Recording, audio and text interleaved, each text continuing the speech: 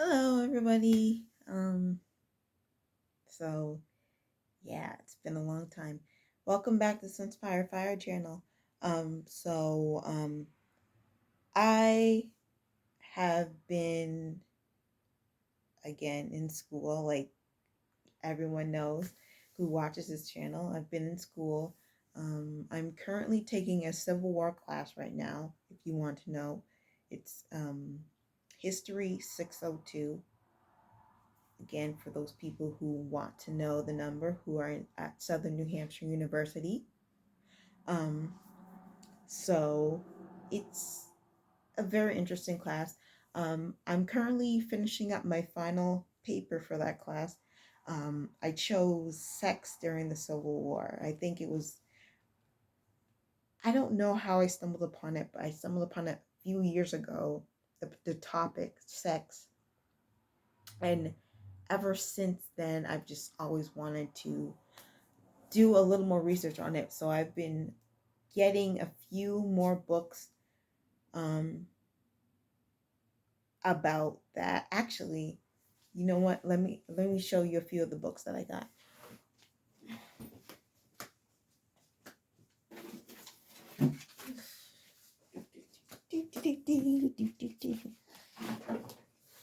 So I have the one book I got, Sex in the Civil War, Soldiers, Pornography, and the Making of American Morality by Judith Giesberg. I'm sorry for pronouncing that wrong. Um, Another book I got, Sexual Misbehavior in the Civil War, by Thomas P. Lowry, and another book by him, which is The Story the Soldiers Wouldn't Tell, Sex in the Civil War. This was actually his first book, and in this book he says he goes into a little more detail about like the actual specificity of what the sexual acts were, sexual conduct. Yeah. Um, what I really found was interesting was there is bestiality in here. So that is, and I found out that son of a bitch, that's where son of a bitch came from. So that's the only time you will be hearing me purposely swearing on this show, on this video, um, on this channel. So I may once or twice may not catch myself sometimes when I'm ranting, but I don't purposely swear. So so I thought that was interesting. And so those are a few of the stuff I use for sources I use for my historiography paper in for my final for History 602.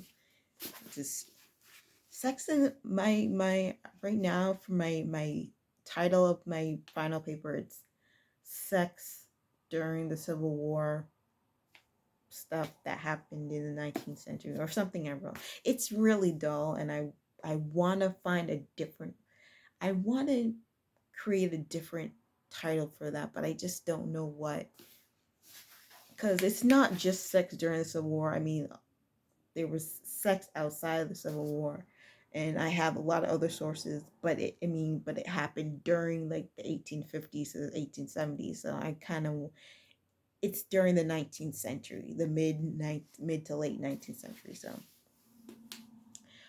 but aside from that, oh, and the next class I'm taking is my seminar class, which is History 790. So, getting ready for my thesis, which is a segue into what this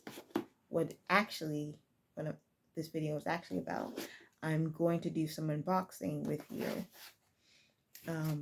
So, as you may all have known, that my I chose in my thesis. I kind of had my topic for my thesis. I've kind of had this on my mind for a while, and I was kind of iffy about it, but I've just been so interested in it. So I just did it. I just chose it. So I chose horror. Um, I still don't know exactly how I want to organize it, obviously, but probably I'm gonna look at more of like the old time horror movies, not the newer kinds, like more so in the 20th century kind than the 21st century, because I feel like the 21st century is just more like gore, and the 20th century is like more, you make you think a little bit more about it. And there's some comedy too. Well, there's comedy in, there's a little bit comedy in all types of horror, but I feel like there's just, you can sink your teeth into, no pun intended, you can sink your teeth into these horror movies in the 20th century because it makes you think more. um Whereas like in the 21st century, just stab, stab, stab. um so let's we got some books from Amazon. So wait, let's open this one. I have scissors just in case.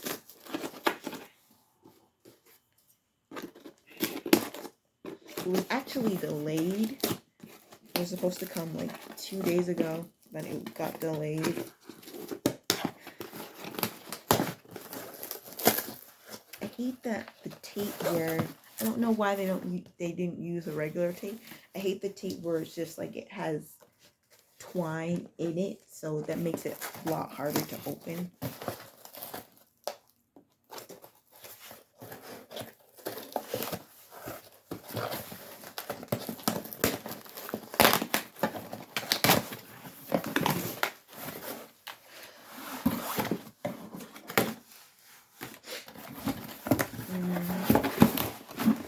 Alright, so the first book I got was Charles Addams, A Cartoonist Life, by Linda H. Davis.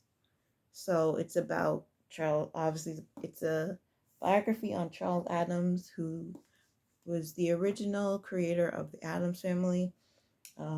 This behind him is the New York Times cartoon version that was first published. I forget what year it was published in, but yeah. So I kind of wanted to I wanted to read this because obviously it has to do with horror, and two, there was a book that I read. I'm pretty sure I won't be able to find it right now, but it was about women in horror, and I forget who the author was, but it went over mothers in it went over the maternal role in horror. So, and I kind of want to look at this because I want to look at particularly Morticia Adams, and I was thinking like I could use that in my thesis, because I feel like that would be an interesting thing. I think I won't focus on that, but I'll probably like focus on like the humanity versus the monster type kind of thesis thing, because I like the philosophical things like that. And things also have Hollywood's Maddest Doctors, a biography of Lionel Atwill, Colin Clive, and George Zucco, by Gregory William Menck. If you don't know, I've featured a book on Gregory William Menck here. before on this channel. He wrote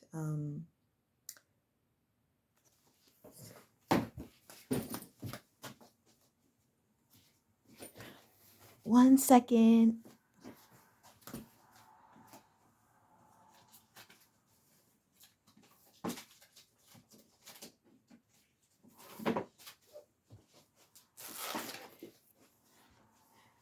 I just noticed it while I was reading with this with you. I didn't really notice the author until I started reading it with you. Gregory William Mank wrote this book. I know, right? It's like, and this book was pretty good. So, I mean, I wouldn't think there are a lot of books out there about Colin Clive. And that's one of the reasons why I got this book, because it's about Colin Clive, and I want to do more on Colin Clive, because I think Colin Clive, he is very vital to the way horror was first portrayed in the early 20th century on film. He brought the doctors he brought if there were no mad doctors, there would be no monsters. And we wouldn't have the Werewolf of London, because he was a botanist who became a werewolf. He wasn't really mad, but obviously without Colin Clive, we wouldn't have Frankenstein's monster. We wouldn't have Boris Karloff even dabbled in the mad scientist thing too. So it's just like we wouldn't have a parody of the mad scientist. It's just like we need more books on Colin Clive, okay? Because I remember I think I went on I think I told you about this. I went on Facebook and I asked people, oh, so who do you think, like, here are some actors that I think paved the way for horror nowadays.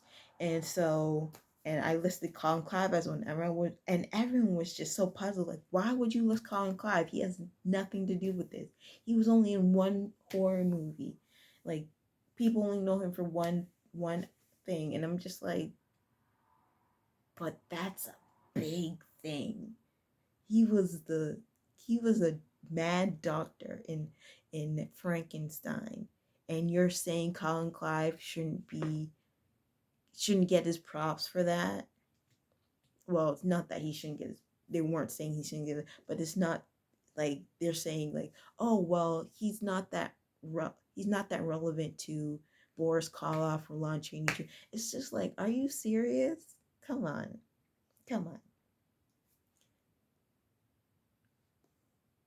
This is proof. Colin Clive was very important. Okay? And so if you want to fight me on that, you can fight me. Okay? But remember, be respectful, okay? If you want to fight me, because I'm not a lot of people don't know how to debate anymore, because they when they don't know what to say, they start going after people's characters, and it's just like, that just makes you look stupid, because you don't have anything else to back up your claim. So, and I really shouldn't. I feel like I shouldn't. I have another thing going on. I shouldn't do this, because I don't want to get my hopes up and then not, and then I just don't do it. But I'm gonna do it anyway, because I put myself in these situations. I got something from NEJH. And if you don't know what that stands for New England Journal of History. So I'm kind of excited about that. I came across, I'm a member, I think I came across this on Facebook. I'm pretty sure I came across this on Facebook. Um, so I came across this on Facebook. I'm a member of the history of, there's a Facebook group called History Majors, and it just has a bunch of people talking about history. Um, so that's pretty awesome. And a lot of them are in school or teaching history. So those are my peeps. I was just like, where have you been all my life? And so, yeah. So I didn't know they were in Franklin, Massachusetts. Never been to Franklin, but that's cool. Um, so they sent me. So I saw one of their. So someone posted their their link in the Facebook page, on the Facebook page. So I clicked on it, and it was a post about NGH did a post about um, on their website that they were looking for people to do book reviews, and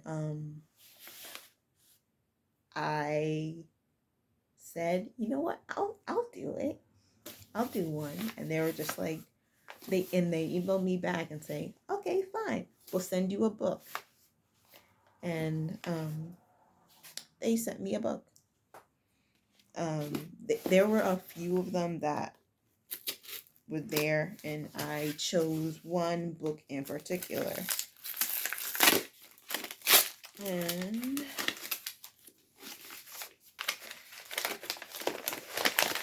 I'm not going to tell you what it is. I'm not going to tell you what it is. I'm just going to show you. Okay, I'll give you a hint. It has something to do with the Civil War. Kind of, not really, but it has something to do with what I'm doing right now in my class.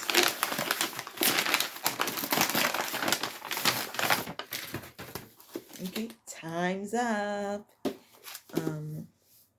Make sure to put a timestamp of if you figured it out, because if it's after this moment, then you don't win, and you wouldn't win anything anyways. You just would have the satisfaction of knowing what I'm talking about before I said it. So here's the book. Everybody's doing it. Sex, Music, and Dance in New York from 1840 to 1917. And it's by Dale Cockrell. Yeah, the whole reason why I chose this is because of the project project that I'm doing for my Civil War class. This is about sex. I'm doing something on sex. This was in the 1840s. This is in New York. The Civil War. I'm doing something on the American Civil War. And this was in 1840 New York. 19th century. I'm doing something on 19th century America. So it all makes sense. Oh yeah. So book smell. So I don't know. I like hardcovers. They're terrible to carry in a backpack. I know, because I carry I carry I carry hardback books, and I carry my laptop in my bag almost every day. And one time, a few days ago, I even threw on my back. So my mom had to come and pick me up. So it is not fun. I don't think I ever threw on my back before, and I didn't know what was happening at that point. So that was a lot. So what was I saying? This was this is on the publishing website is $27.95 in the US, and it's $38.95 in Canada. No, $36.95. Um, Everybody's Doing It is the eye-opening story of popular music's 70-year rise in the brothels, dance halls, and dives of New York City.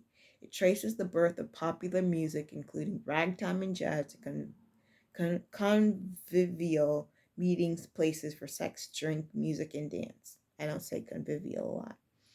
Whether coming from a single piano player or a small band, live music was a nightly feature in New York's spirited dives, where men and women, often black and white, mingled freely to the horror of the elite.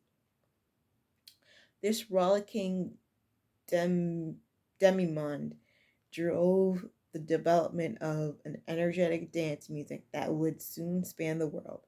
The Virginia minstrels Juba, Stephen Foster, Irving Berlin, with his hit Alexander's Ragtime Band, and the original Dixieland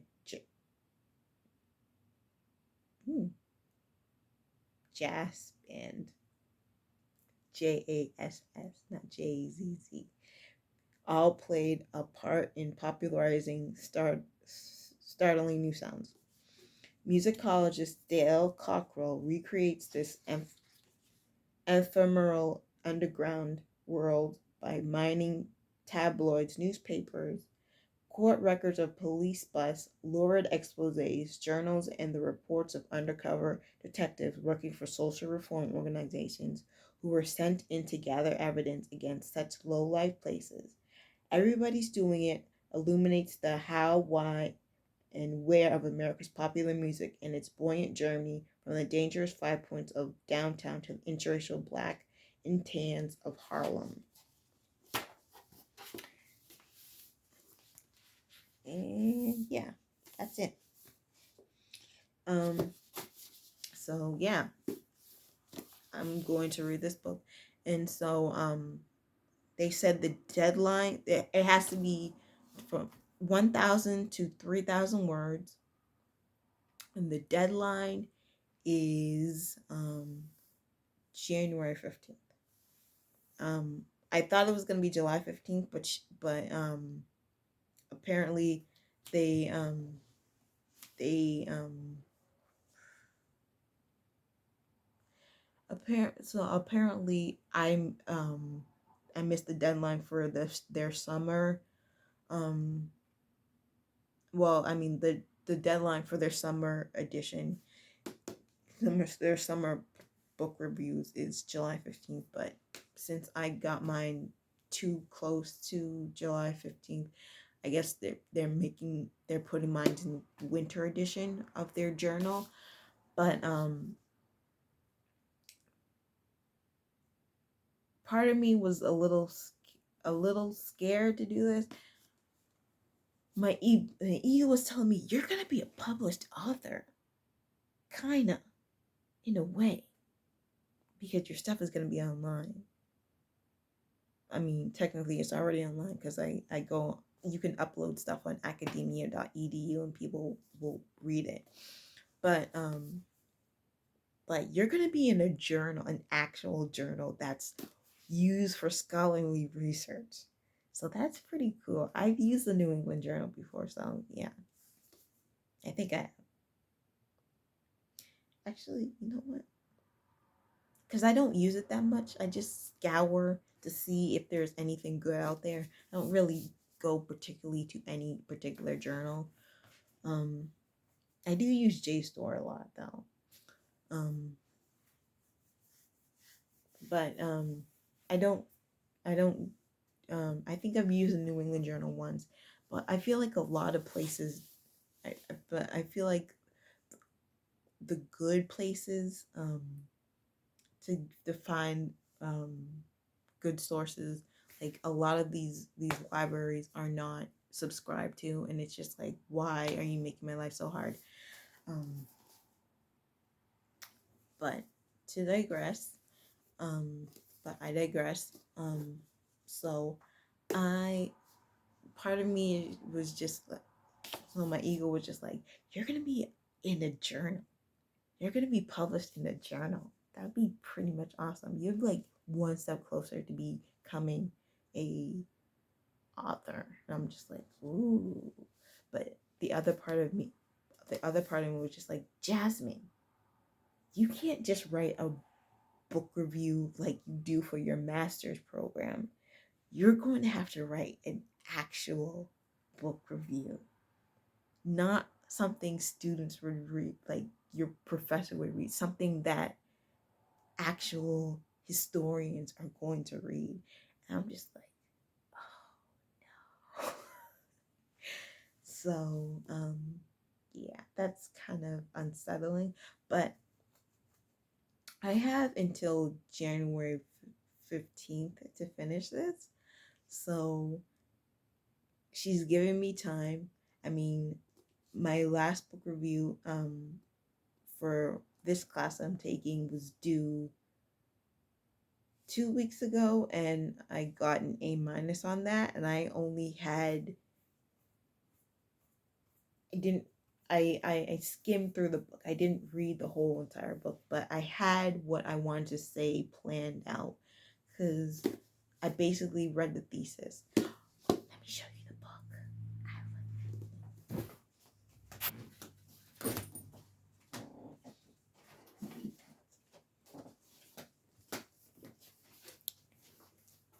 I'm sorry, I just go on a tangent. I just been getting up and down. You must be so like, what is she doing? She's all over the place. Called Causes One Lost and Forgotten: How Hollywood and Popular Art Shape What We Know About the Civil War by Gary W. Gallagher. And I got it signed by the author copy, so that's cool. So it's basically basically what it says. The reason there was a list of what I could read for the for my book review, and I chose this book.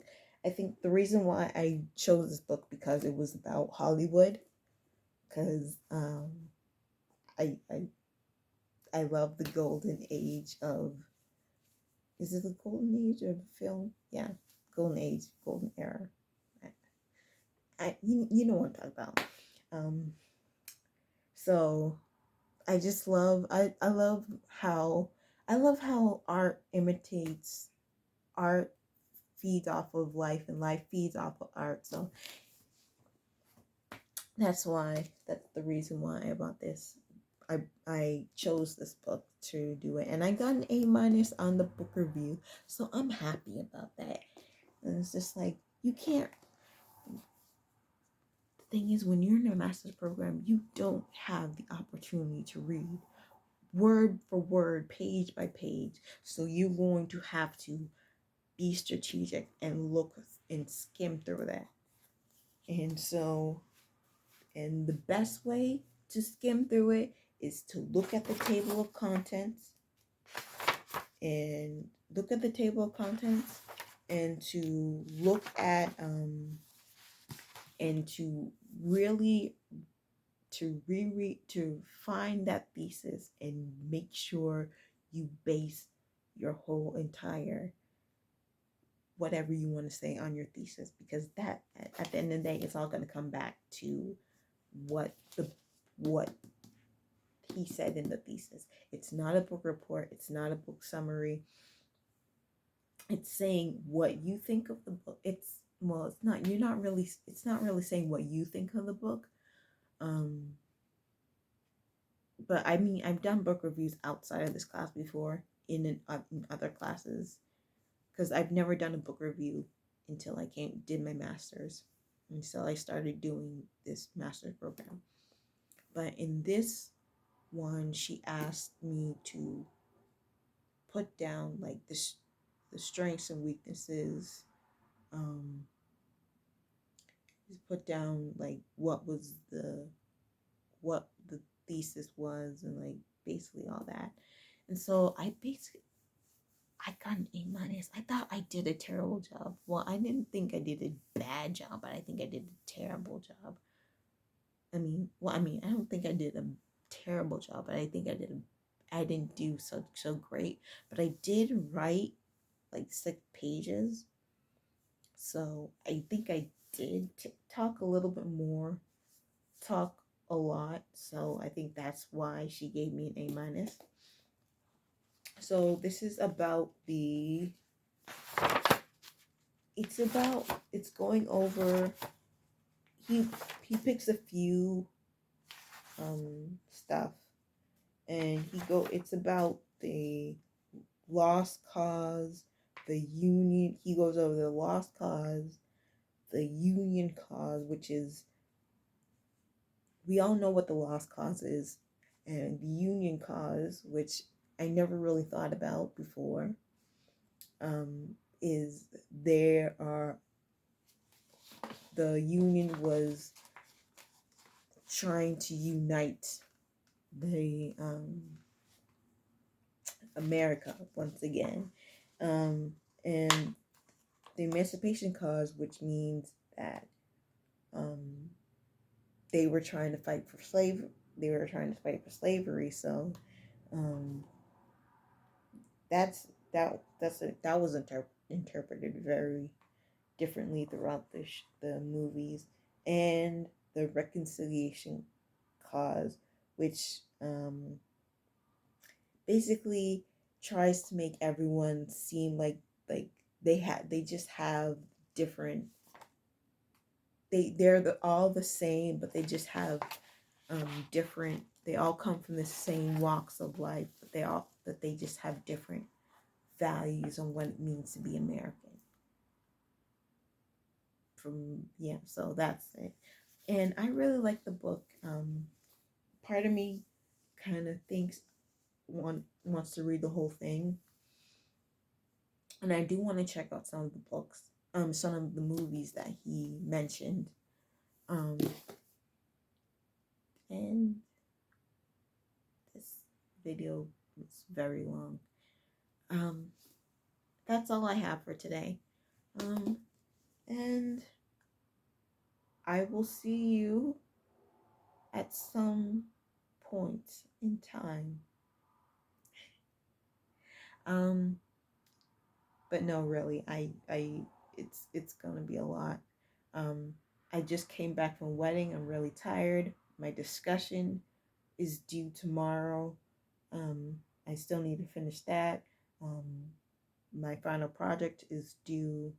My final draft for my final project is due on Sunday.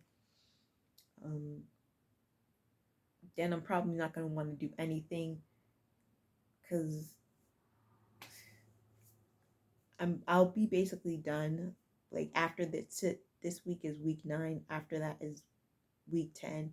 I basically only have my discussion to do, a week 10 discussion, and then after that I have a 1 week break, and so then I have to get ready for my seminar class, and so I basically will not want to be doing anything, and I'll be sleeping the whole entire time. So, and then you won't hear from me again for another 10 weeks. I'll get to you when I get to you. That sounds so heartless right now, but I love coming on here and talking about books with people who want to talk about books. That's the whole reason why I came on here, because I want to show you, I want you to look at the beautiful books that I have, and I would like you, everyone who's watching this, the 3 people who are watching this, to at to get some ideas on, it's like, oh, that book is interesting. So yeah, and I really appreciate everyone who watches this. I know it's probably not a lot, but it's not that popular. Apparently, it's not that popular to like books anymore, but I like books, especially history books. How many people read history books for fun? I don't know that many who read history books for fun. Okay, and I also got a history book on George Washington. Um, I'm probably not. I'm not gonna go find that book right now. Another video. Another video. And don't ask me when the Boris Karloff video is coming out. I will get that. I will get to that. But for now, we'll just keep it at. This is 35 minutes. I need to stop talking. Okay. All right. See ya. Bye.